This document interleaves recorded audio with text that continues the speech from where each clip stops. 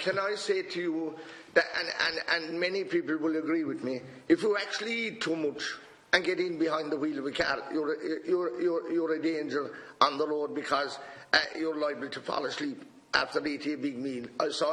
I, for one anyway, when I'm going home out of here this evening, when I know that, I won't eat going in behind the wheel because I know what to do. So, there are many other overriding, there could have been many other overriding reasons and causes of the accident, as well as what you're saying, the consumption of a small amount of alcohol.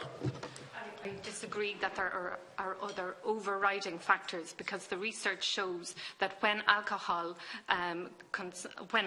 is consumed and driving, that leads to other risky behaviours. So the alcohol consumption comes first, and I don't think it's a fair comparison to talk about the impact of a big meal on driving compared to the impact of alcohol.